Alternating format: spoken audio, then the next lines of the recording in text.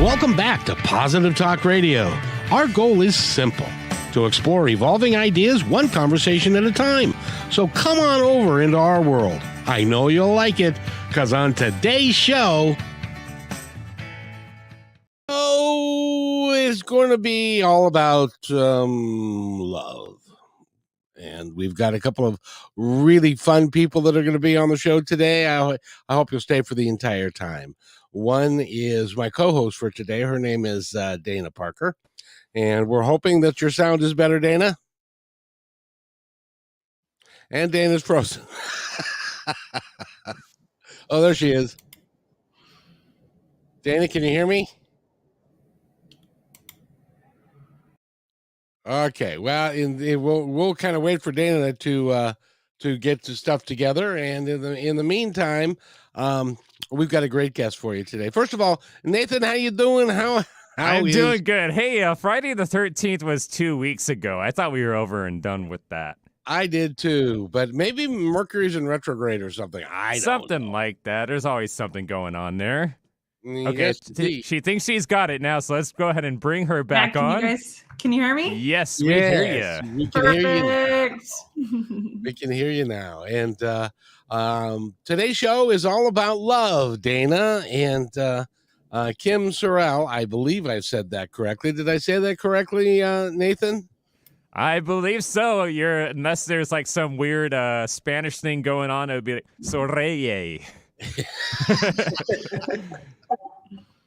Kim is Kim Sorrelle correct? Sorrelle's perfect. You are an author. You are a speaker.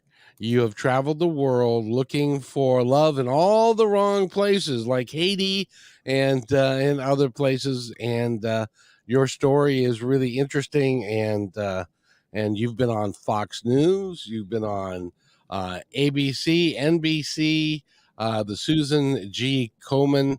You've worked with them. You've worked with all kinds of folks, because your life is different today than it was, because at one time, not only did you have breast cancer, your husband had pancreatic cancer, and he passed away.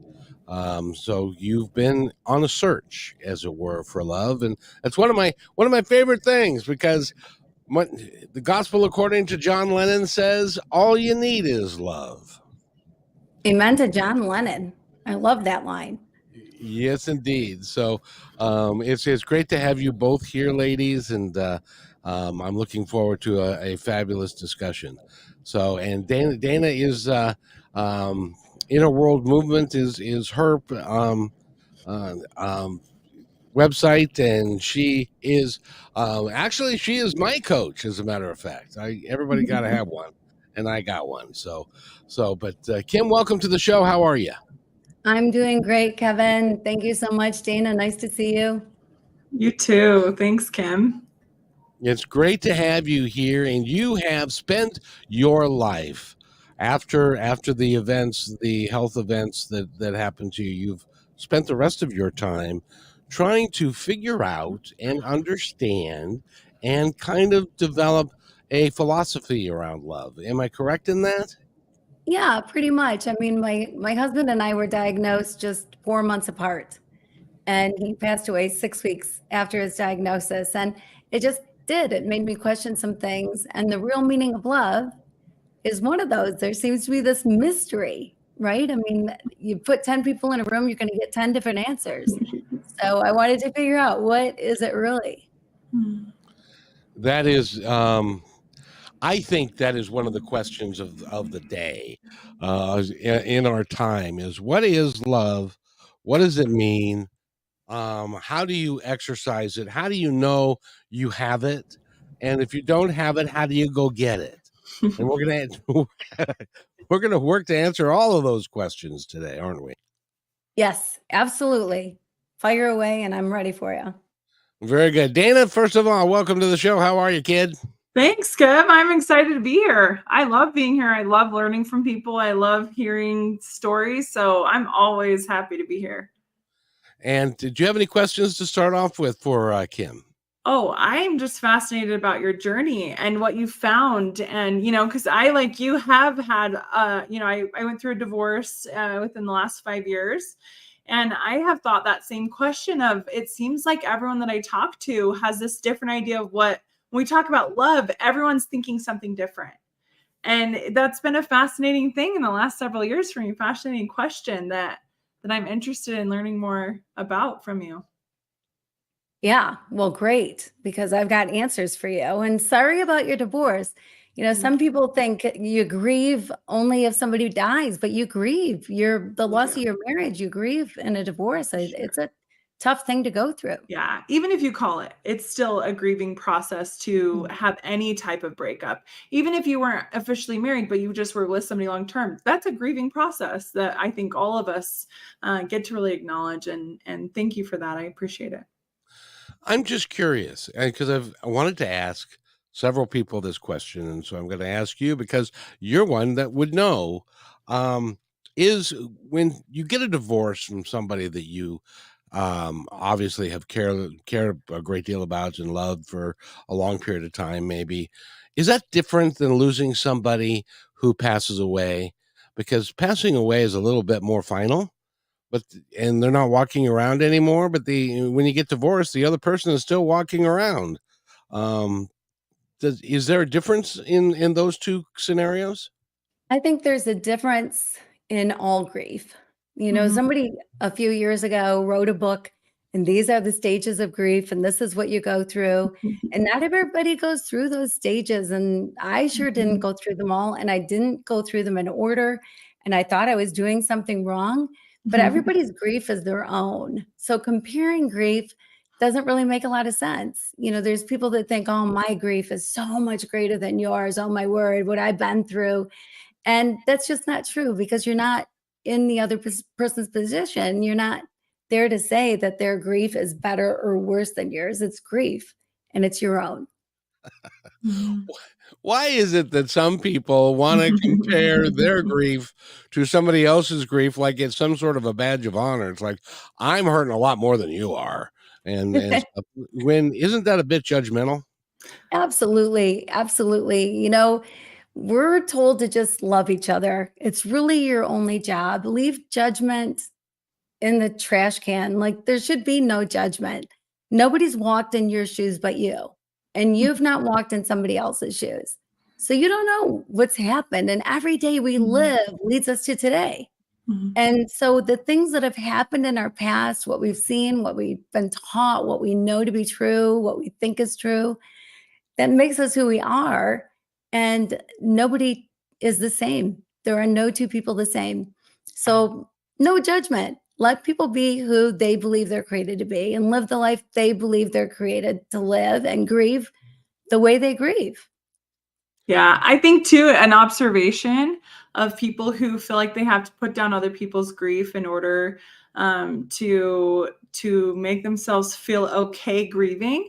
It's actually their own way of trying to justify that it's okay that they grieve, that their pain is worse. And so then what it really comes down to is if that is a reaction that you're having, you really just need to give yourself permission that you have permission to grieve and other people do too in their own way. Don't you think, Kim?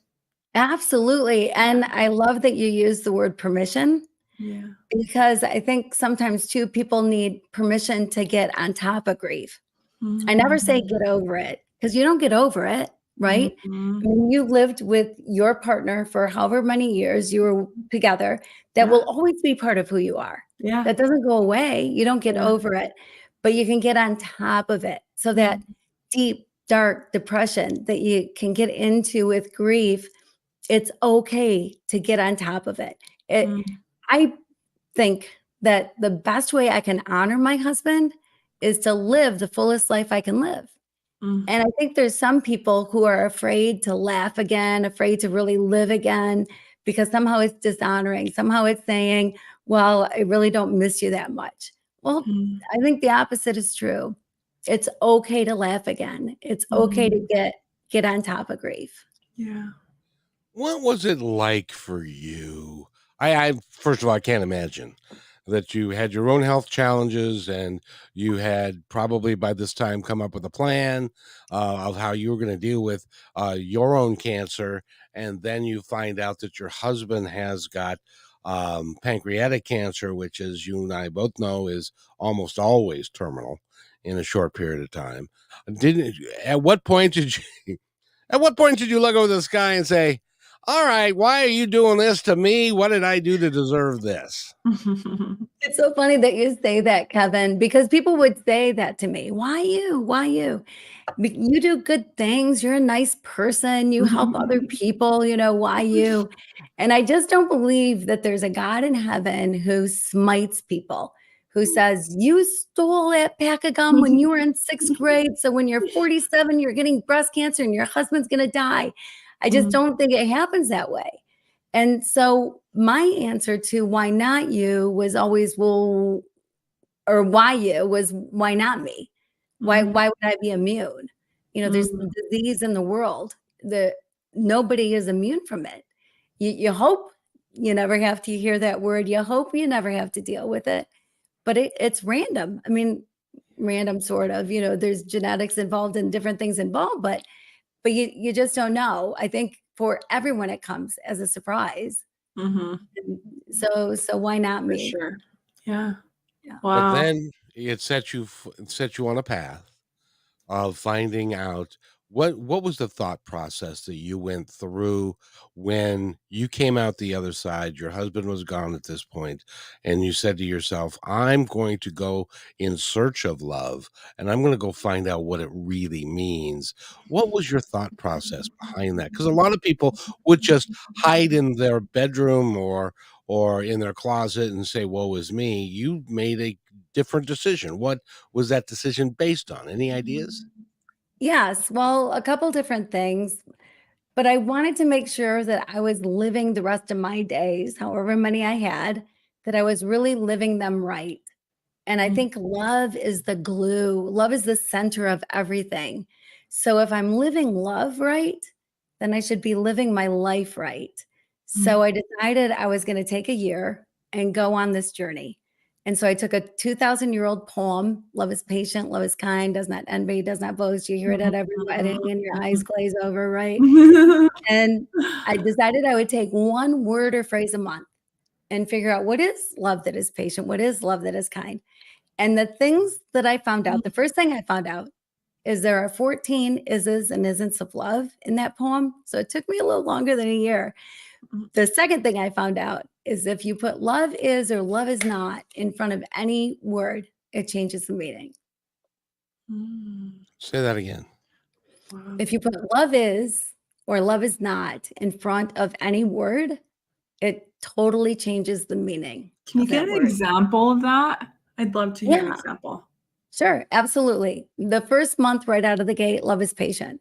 And I thought, well, this will be a breeze. I know what patience is. You know what patience is. You're not mad because your 3-year-old can't find his shoes or you're stuck in traffic, and you want to honk your horn, whatever. That's patience to stay cool in those situations. But love that is patient is different than that. Love that is patient would say to, first of all, love everybody, love whoever it is that you're with, whoever it is. And you love them to the point that you know that this moment right here, right now, is the most important moment of your life. What's in the past is in the past, and what's in the future is yet to come. This is the moment. And so with that, then, if this is the most important moment of your life, you're going to give all you have to this moment. And I'll tell you, to be honest, I sucked at this. I was so bad because I would be in conversation with somebody and be thinking about what I'm going to have for dinner and who I got to pick up from soccer practice or a meeting I had later, whatever it was. And I wasn't fully present. I wasn't there. I wasn't loving with love that is patient. I was just there. And then I was making assumptions about what somebody was going to say based on what I knew about them or some label I put on them. Love doesn't label, but I did put labels on people. So I thought, well, that's what they're going to say. You just make these assumptions in your head. But when I stopped and I practiced this and I really listened and I was fully there, I heard things I never would have heard.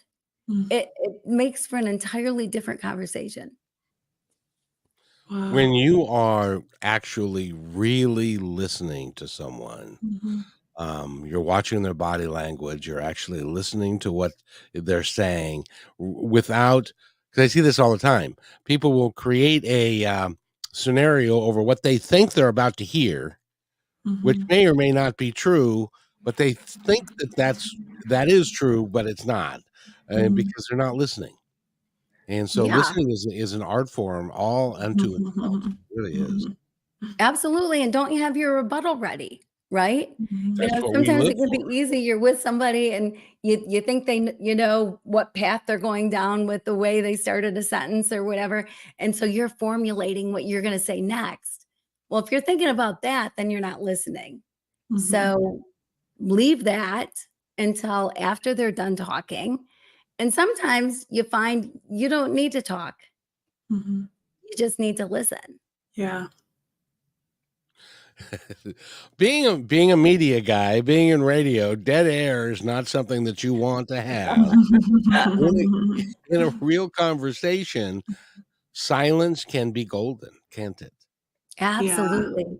Yeah. It can mean more than any words that you can say. Mhm. Just sitting with somebody and being there for them, Mhm. I think is one of the highest acts of love. What do you think? I Mhm. love that. I don't know that I've ever heard anybody say that, but I think that's absolutely true. To take all the pressure away of having to have a conversation and just be together, be there for somebody, be present. And if they want to talk, great. But if they just need you there, Mhm. that you're absolutely right, Kevin. I love that. That is such a great act of love. Gee, Dana, I got one. What do you think? That's really good. My mind's just going wild with all the possibilities and how I've seen that and the importance of that really being. I've never heard of love as patient in that way, or being really patient with somebody else's experience. And I think there's so much value. I mean, to what you're saying, Kim, so much value to being with somebody and just witnessing their experience without having to defend or fix it, or there's something so powerful about that. And at the end of the day, don't you think that's what we all really want, just to be Yeah, well, witnessed? absolutely. We Yeah. wanna be heard, right? Yes. Witnessed and And heard. yeah, and Yeah. being heard leads to other things. Yeah. Whatever it leads to, but it does lead to other things. It's the But beginning yeah, of a beautiful, I think, beautiful space when you can do that for each other. And sometimes this is one of my questions. What do you recommend to somebody? Uh, I guess what's my question?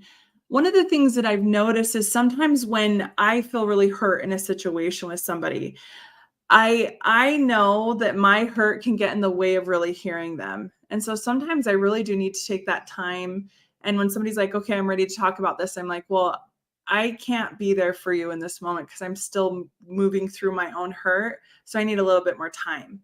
I do that sometimes because I want the ability, and it's like this feeling inside.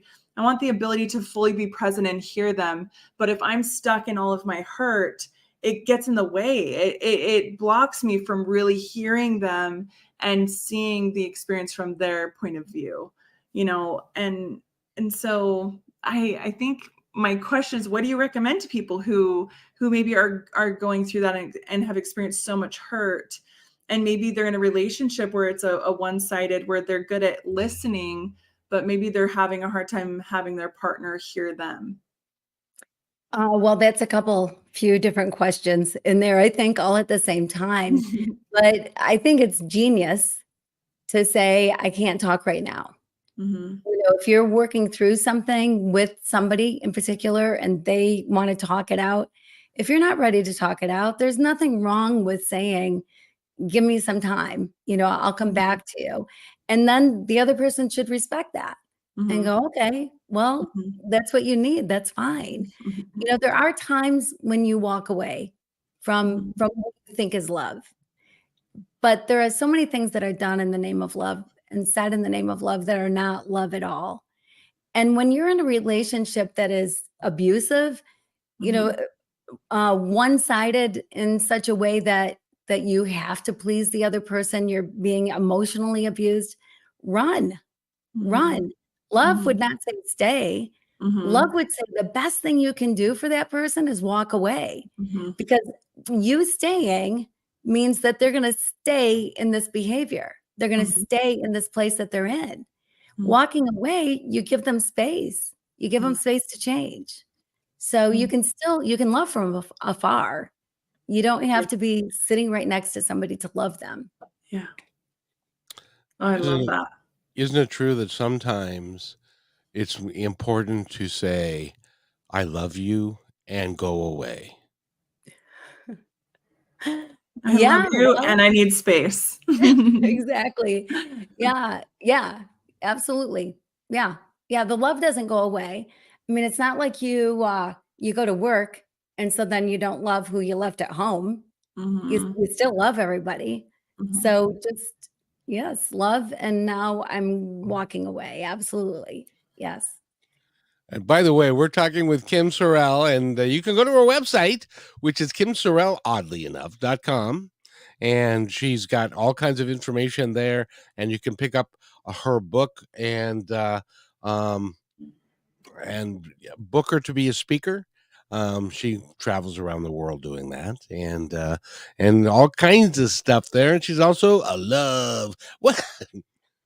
I say it, a love coach, but what exactly is a love coach? Do you help people understand the different types of love that there are, or because there seems to be a lot of them? There's romantic love. There's, I don't know, friendship love. There is sibling that love. Yeah. This is how I see love now that I've done this. I went through the 14 months of it intensely and then living it, working to live it.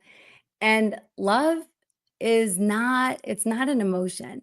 You know how you watch a scary movie and then that night you go to bed and you have every creak, every bump, and you're scared all night long, but the next night is better, right?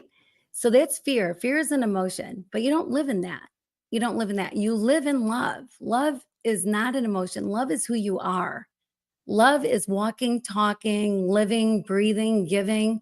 It is who you are. How you decide to live love is up to you. How you decide to give it and live it is totally up to you. But you are love. You are love. It is full embodiment. And so it's something that sometimes you think, well, it must be different with a partner than it is with a child. The way you feel about somebody, I mean, you're not going to sleep with your kid. I mean, that was, whatever. I mean, there's different things you do in different relationships, but the love is there. And certainly there are going to be people that you have stronger emotions for, because there's also this emotional part that we call love that's really this, it can start as infatuation. It can turn into something more than that, but it walks hand in hand with love. And so there can be different things that people call different loves that way, but really love is who you are. Dana? That's beautiful. I love that. I love the choosing which way to live your love and choosing that wisely. I think that's beautiful. Being aware of that. Just because you feel a certain way doesn't mean you do certain things. That to me has been a beautiful thing too, as I have met so many different people over so many different years. And that beautiful reminder of there's nothing wrong with that feeling. And what you said, it is us. It is our essence. That's so beautiful. And allowing that to just be present and then choosing to be in alignment with what that means to you and how you show up in that. Yeah, well, and I think too, to go with that, Dana, which what you just said was beautiful. I love the way you put it. It was really nice. And it just prompted something in me that one of the things that we think is that we give love to get love. Like we have this expectation, right? That love is, if we love, certainly love is going to come back our way.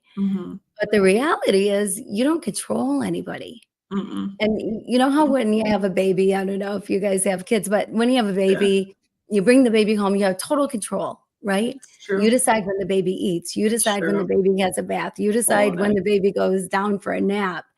But 6, 7, 8 months later, all of your pots and pans are all over the kitchen floor, and so is your Tupperware. You realize you have lost all control, and I promise you, you will never get it back again. It's true. So you only control yourself. Mm. So if you give love to get love, you are setting yourself up for loneliness and for heartache. Our Yeah. expectations, when we put our expectations on somebody else, that's so unfair because Mhm. we don't have control. We have no control. Love Mhm. is cool and special in this way that it typically does come back to you, but it might not come back the way you think it should. Mhm. And just realize you don't control it. Mhm. Yeah. What would you say are some of the signs that you're giving love to receive love? To I get would love. think if you're upset and disappointed, if you get mad over little things, you know, Mhm. a lot of times that's a sign. Yeah. Or if when you're in an argument, all of a sudden everything else comes out, right? You start with, I can't believe you walked in with muddy shoes. I can't believe you did that. And that turns into, and last week you did, and 2 months ago, and remember that time 3 years ago when you did, right? Well, then you're expecting certain things from that somebody. You're expecting love to come at you in a different way because of what you're placing on them. When instead, you know, love would say, the past is in the past. Let it go. Mhm. Let it go. Today is Mhm. a different day. Mhm. And we should all give each other the grace to change. I've often thought, you know, there's all these books on how to raise a toddler and you know, whatever, a teenager, a tween. But there should be a book for how to get through your 20s and a book for your 30s and your Oh, no 40s, kidding. right? Yeah, I mean, Yes. yeah, because we all grow and It's change. true. And so we need to give each other the grace to do that. And part I of that love is that. you love a different way, Yes. maybe, right? And you start looking at love a little bit different. This reminds me of something that changed my life. I was having lunch with a friend, and we both had these big. We both grew up in a very structured, very staunch religion, and we both left. And we were talking, and she was talking to me about this experience with her mom. How her mom continually shares these scriptures with her all the time, and her response now is, "Mom, thank you for doing your best to love me." And it changed me. It changed me profoundly because I started to see all the areas that I was showing up and being like, that's not love. My mom's sharing a scripture with me. No, no, no. That is like my mom's best version at times, is for her to share her thoughts and feelings about things with me. And who am I to say, no, no, no, that's not love, Mom. She's doing her best and she's expressing that. And I'm missing that when I put my own expectations on my mom of what's love and what isn't. And it doesn't mean we can't show up and say, hey, we want to be treated with respect and love. And that's fine. I do feel respected and loved by my parents, definitely. But in those moments when they're sharing love in a respectful way to the best of their ability, like, that's an opportunity to receive. You can still receive that sensational experience of, oh, this is the best version right here. Is she just doing her best? And it changed me in so many ways, just to see my parents and my experience differently. Oh my gosh, I'm so glad to hear that. Like, that is such a cool thing. And anybody who's hearing that, Dana, that's so Yeah, profound. That yeah, is life changing yeah. And we're because it missing becomes a, out, yeah, all of exactly. us, on these Right, right, right. experiences where those around us are doing their very best to show and give that love, and we're missing out because of bitterness or hurt or hatred or whatever it is, when we could be filled with it anytime, any day. We could be experiencing it within ourselves through everything around us, right? And I think that's what I'm getting at from what you're sharing with me, Kim, is like, oh, Yeah, that reminder back to everything can mirror love to me if I see it, if I'm yes. open to receive it. Oh my gosh. You should be sitting in my chair. No, should you're really- doing great. You're sparking good. this in me, so it's beautiful. It's a beautiful exchange. Yes. She's reflecting back to you what you are saying, Yes, which- exactly. which is really important. By the way, we need to take a break. We're talking with Kim Sorrelle and with Dana Parker. When we come back, I want to ask Kim the hardest question that I can think of, which is, can you give us some tips, some thoughts, some ideas on how you can wake up every day and decide, because I believe it's a decision, that you're going to love everyone you come in contact with that day.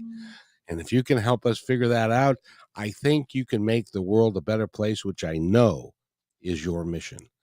You're listening to Positive Talk Radio on KKNW 1150 AM. We'll be right back after these messages. Do you need to boost your sales? Join our partnership program. Each quarter, we promote 10 partner businesses. What will you get? The company will produce one 30-second video for your business. Your website links on positivetalkradio.net and kmmedia.pro.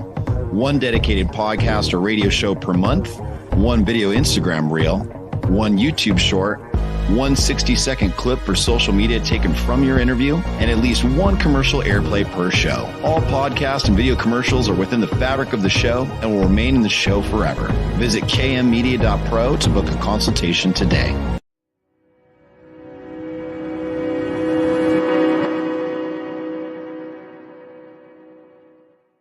When you want to say more than words communicate, you can with flowers. Your custom boutique floral studio in Bothell, Washington is anaturaldesign.com, connecting you to nature through the language of flowers. Where your people are is where our flowers are beautiful. Your success is our goal. For being our appreciated listener, you can use promo code PTR20 at checkout to receive 20% off your order. anaturaldesign.com at your fingertips today. We believe in the power of telling your stories. We want to help yours be seen and heard. At the Pacific Northwest Collaborative Magazine, our purpose is to connect you to your community. Let's begin by celebrating the accomplishments of local artists featured in this brand new digital magazine. Here, you can learn about opportunities to creatively come together and support our local community and neighbors through the gift of art and service. If your business or organization would like to take part in this magazine, message us on Instagram at pnw.collab. You can download our free digital magazine at KM Media Pro today. Thank you to our dedicated fans. We are updating our live on-air schedule to make it super easy for you to hang out with us 5 days a week, Monday through Friday at 3 p.m. Pacific Standard Time. We broadcast on YouTube, Facebook, and live on Fridays with Kixie 8:80 a.m. Seattle Live. You can find our library to binge all the podcast platforms. We can't wait to see you at 3 p.m. Monday through Friday, starting September 4th, Labor Day 2023.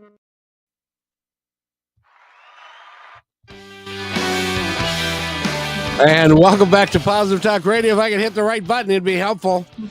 But you know, that's what happens in life. But a couple things. First of all, if you are sitting there listening to this conversation and saying, "Boy, I really wish my sister could listen to this, or my sister-in-law, or my mom.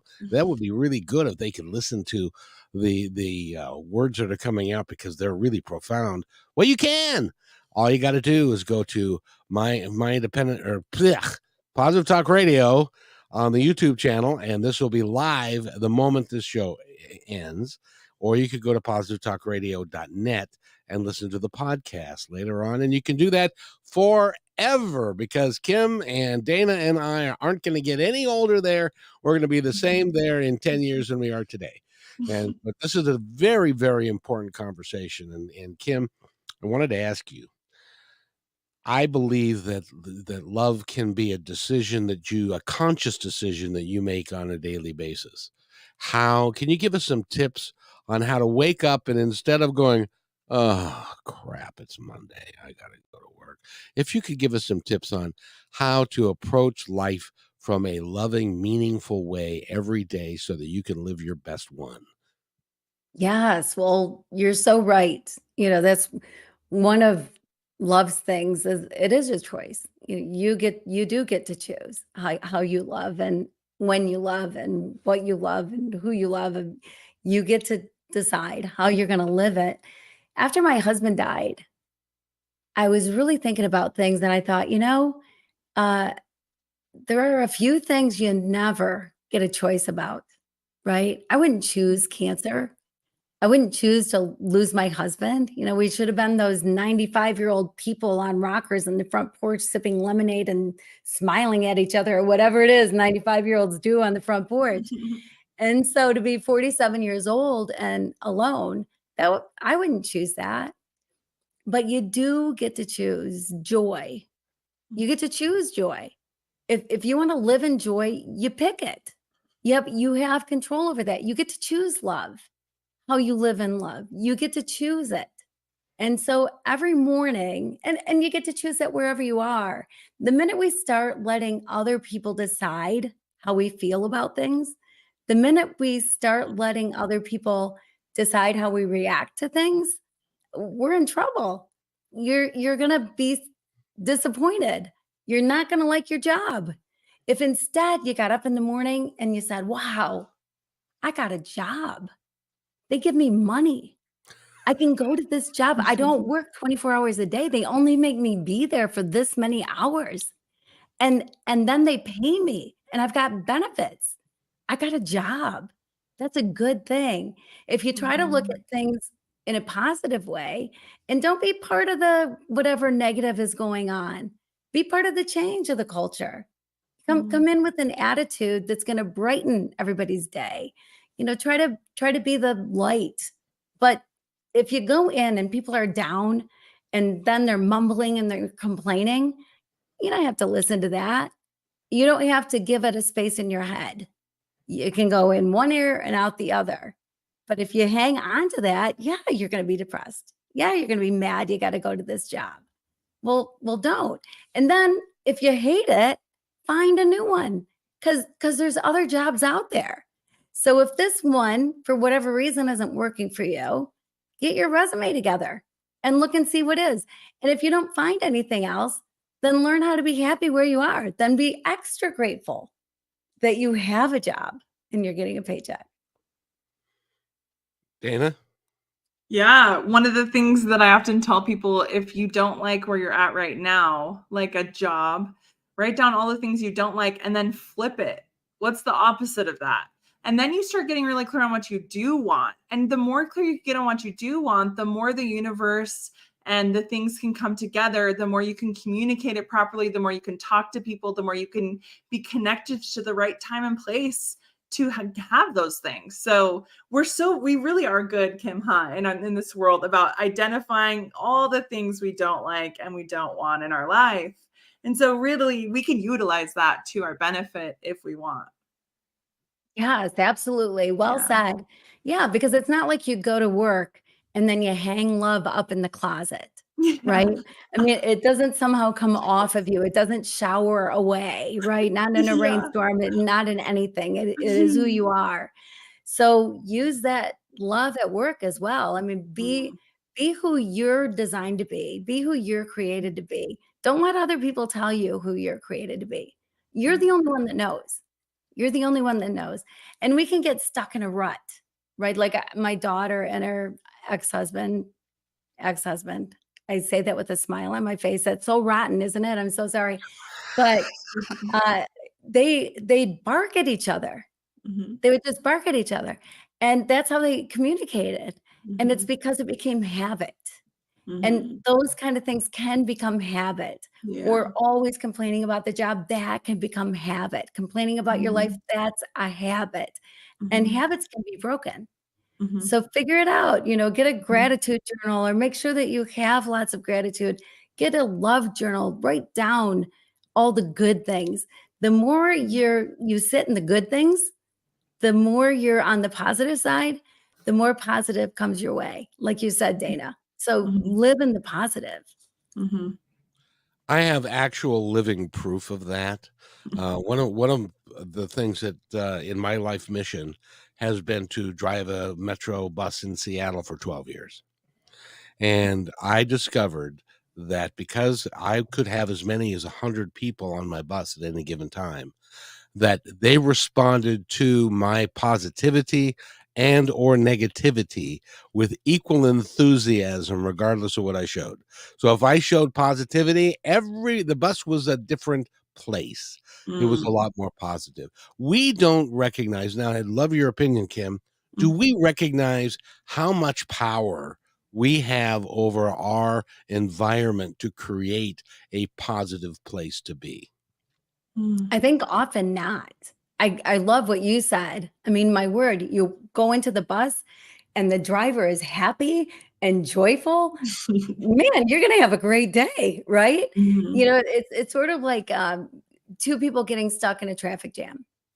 And one guy is so mad. He's got places to go and he's just angry and he's honking his horn. He's pounding on the steering wheel. He's yelling out the window and his blood pressure is rising. And whoever he's going to see next, I pity them because he's going to come in hot, right? He's going to come in that way. The guy in the next car is all mellow and saying, you know, there's nothing I can do about it. So I think I'll turn on this great positive talk radio show and just sit there and chill. Whoever he sees next, they're going to be happy because he's happy. And so it's the same scenario, two completely different choices how to respond to it. So we pick our response. We choose how we see things. We choose the narrative. We choose it. You know, it's so easy. And now in this world of texting, right? We don't see body language. We don't see, are they smiling? Are they joking? Are they mad? Are they what? And things are misinterpreted and whatever. And look at the positive. Don't take things negatively, you know, or don't be chatting with that person, I guess. But we get to pick the scenario. We get to pick it. We get to pick the narrative, the feel, how a conversation feels. And if you pick the positive and the love side of things, and you just pour out love, it really only takes one person to change a relationship. It takes one person. I had this thing years ago with my husband. I'm doing all the talking. I'm sorry. You guys are so great. Love this. This is great, Kim. It's great. That's why you're here, my friend. Yeah, go there. So a few years ago, several years ago, I had little kids running around and I felt like I was doing everything. I was changing every diaper. I was doing all the laundry. I was making dinner every night. I was cleaning every bathroom and every toilet. I felt like I was doing everything. My husband would come home from work and maybe lay on the couch for a few minutes. And then I'd say, well, dinner's ready. He'd come to the table and eat. Then he'd go back to the couch and channel surf or take a nap or whatever it was. And I started looking at him, not as my husband, but just as a paycheck. And I'm thinking, he's just one more person to take care of. And why do I want to do his laundry? You know, why am I doing this?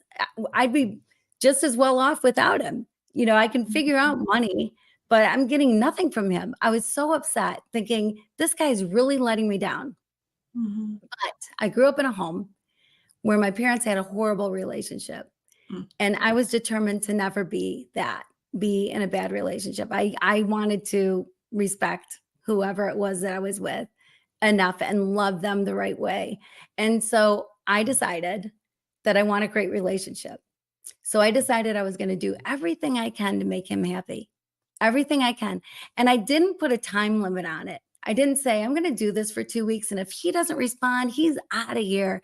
I didn't put any expectation on it at all. That's a great example of giving to get, huh? Right there. Right. I'm giving this in order to get something right there. Right. That's so good. Okay, keep going. Yeah. Yeah. So I would write a little note, you know, before work, or I would pick up his favorite treat at the grocery store and make his favorite dinners. And two major things happened. One is the guy couldn't help but respond because I was pouring so much love into him that he loved it. You know, this is a changed relationship. He liked this relationship, not the old one. He liked this one where love was just poured into him. But more so, I changed. My attitude toward him changed. how I looked at him. He was no longer a paycheck. He was this tall, handsome, wonderful man. Like everything in me changed because I was doing this. And our whole relationship changed from that moment on. Wow. We get to make a choice. There's this that old story. I don't know if you've heard about it. This guy's talking to his friend. First of all, his wife is very upset because she's always cleaning up after him. Always cleaning up after him, and he's not taking care of himself. And so he's talking to a friend, and his friend picks up something that was on the coffee table because they've been eating snacks, and he was going to take it to the kitchen. He said, "No, you don't have to do that." He said, "Well, what do you mean?" He said, "Because this is a magic coffee table." A magic coffee table? Yeah, it's like every time I leave stuff here and go to bed, the next day it's gone. It is amazing how this coffee table is able, it just, the stuff just disappears. And his wife is in the background going, "Oh man, what a piece of work." Because she's doing everything that she can to take care of him, and he doesn't even recognize it. So my advice to the fellas out there, two things I wanted out of this conversation. I wanted to guys to remember. Number one, your woman has got a very long memory. So she can bring up stuff that happened 3 years ago during an argument, and you might not have even forgot that it had actually even happened. So don't put yourself in that position. Take care of your family, take care of your women, take care of your life, and things will magically come back to you. It's just an amazing thing. I really have enjoyed, I love having you guys here because you're both so gifted at what you do. Kim, if somebody wants to get a hold of you, how do they do that? Well, my last name is ridiculous. It has way too many letters. I love the band that went with it, and I love the way it sounds, but nobody can ever spell it. But I'm literally the only Kim Sorrelle spelled my way in the entire world. But there's 2 R's, 2 L's, 2 E's, SORRELLE, kimsorrelle.com, kim@kimsorrelle.com. Shoot me an email. I'm on Instagram. I'm on Facebook. I'm on the socials, LinkedIn. And I love hearing from people. And so drop me a note. And you can also go to Amazon or a bunch of other places and pick up Love Is. That is the book that she's written as well, right? Right. Yes. It's everywhere. So wherever you want to get it, get it. It's a great title because people that's a page turner. People automatically pick that up going, "I want to know what love is." What is it? Yeah. Such a great title. Has me intrigued. Like, ooh, I want to know. So Dana, what do you think of this conversation that we've been having today? I love this. And Kevin, you really highlighted some things that she said for the men out there. And I want to highlight something for the women, just highlight some mic drops that Kim shared with us is seeing your significant other as a paycheck. That's a mental check for all of us that maybe have that experience. And noting too that it doesn't matter how confident your partner is. It doesn't matter how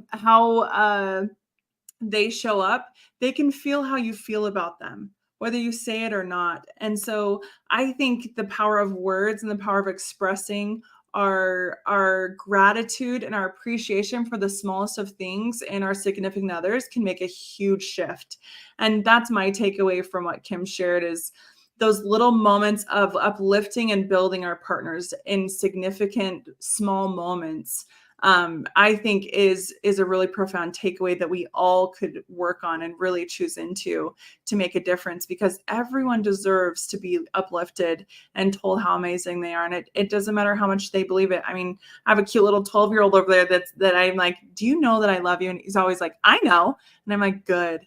And I just keep telling him because everyone really does want to hear that. And I think it's an important thing that Kim just highlighted for us that I wanted to note for the women out there.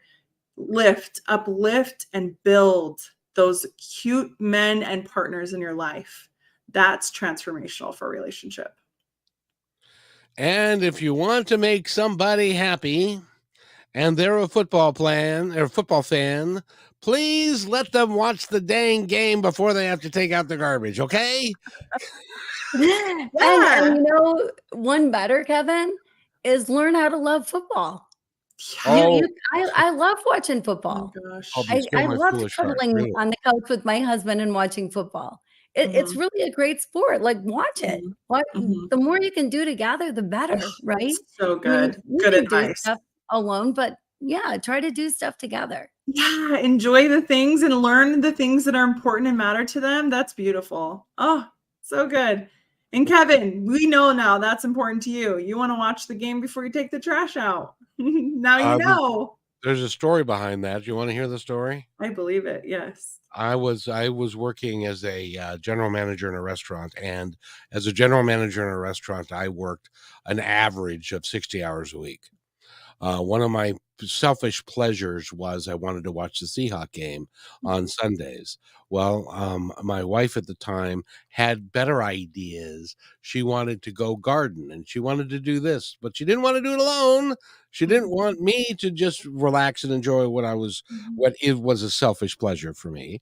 And so it was, can you get up and do this? Can you get up and do this? Well, I'm sad to say that there was a hole in the in the door because I was so angry that I didn't mean to put a hole in the door. It just, kind of happened. But and we all need to take care of each other and be kind to one another.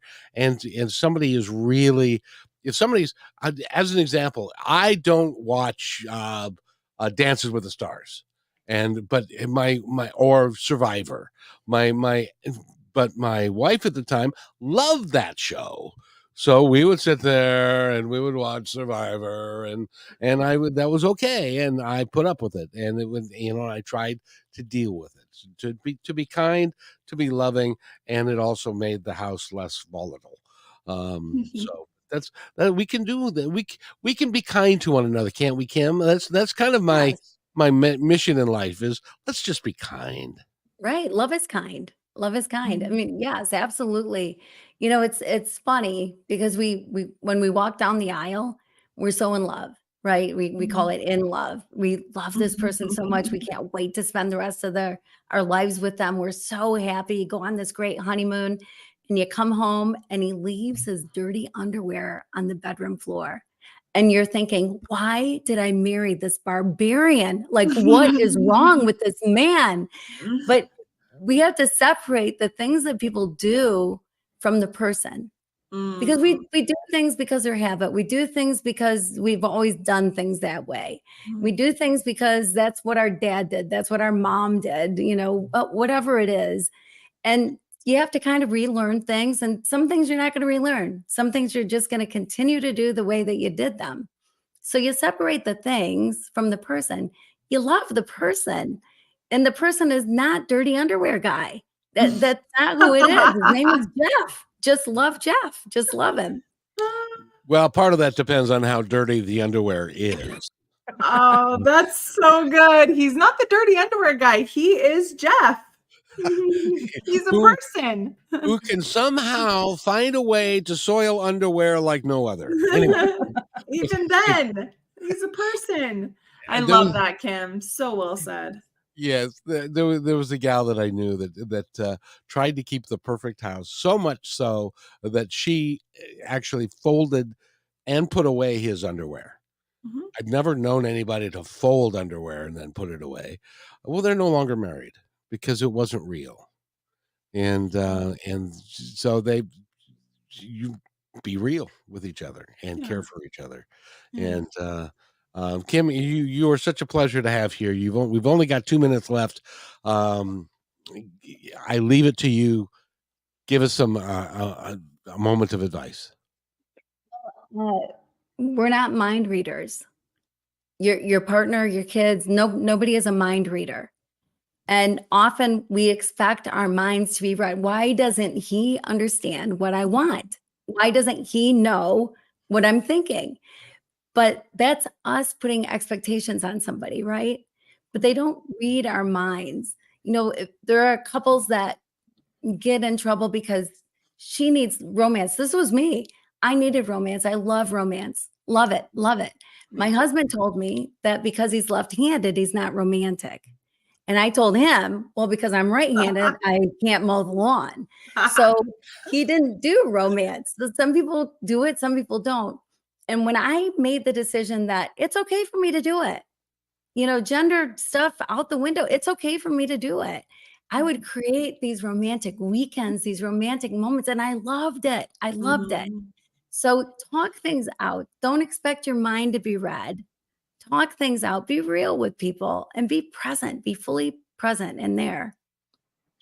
And Kim, thank you very much. Go to Kim Sorrelle, 2R, 2Ls, 2Es.com and get her book and work with her. She's really good. Dana also is innerworldmovement.com. You can go to her website and find out all the great things about her. And Dana, I give you the honor. I always end the show with be kind to everyone because each other's all we've got. So you get to say that on the way out. Well, everyone, be kind because each other is all we've got. Close. Yeah, close. Kevin. Thank you, everybody. We'll see you at 3 o'clock on Kixie.